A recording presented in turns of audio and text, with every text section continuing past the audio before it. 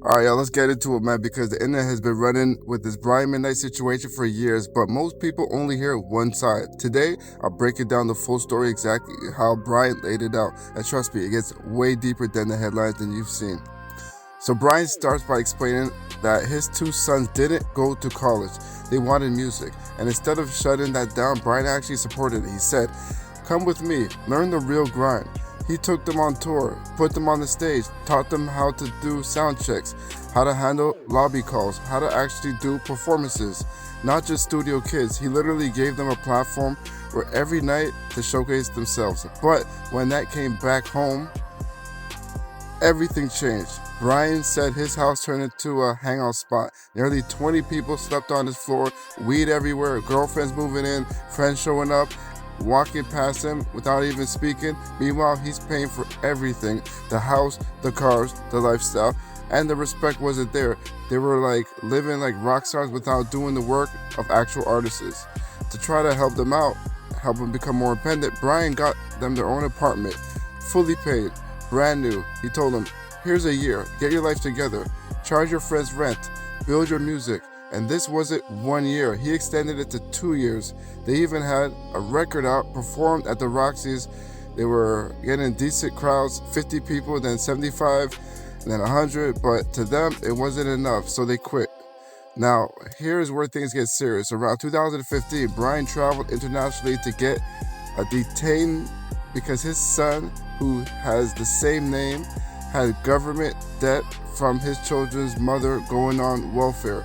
When that happened, the authorities go after the father on record, and since the son once lived with Brian, the debt traced back to Brian's address. So imagine working your whole life doing everything right and suddenly being held at the airport for something your adult son did. Wow, guys. I actually feel Brian on that, and that's wow. That I could imagine how that is. So fast forward, Brian's relationship with Leanne.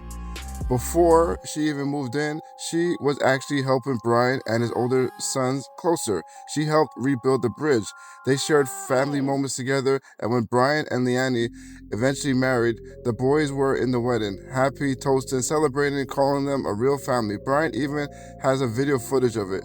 But once Brian put his foot down and refused to let his oldest son, now 26 or 27, move back in with his new girlfriend and another baby on the way, that's when the narrative flipped. Suddenly, Brian was abandoning his kids. Suddenly, the internet is hearing that he wants nothing to do with them. None of these years of support, the tours, the housing, the paid bills, the opportunities, none of that was mentioned. Brian said he found out about the accusations while landing in Guam for a show. Phone blowing up, people calling him a bad father. Meanwhile, his wife still had been giving money to his sons out of their own pocket. She even offered them jobs, which Brian said that would never pass because they refused to stop smoking long enough to take a drug test. Ooh, Brian's frustration is this: these were not little boys. These were full-grown men in their mid-20s, men with children, men who had every chance, every resource, every platform, yet they still wanted to live off of him like it was a lifelong responsibility to fund their adulthood. And when the family said no more, they weaponized public opinion against them. He also points out something a lot of people overlooked. His ex-wife kept his last name even after remarrying. Ooh. And he believes that there was a long-standing narrative that Brian wasn't capable of commitment, wasn't capable of being a faithful husband, wasn't capable of truly loving someone.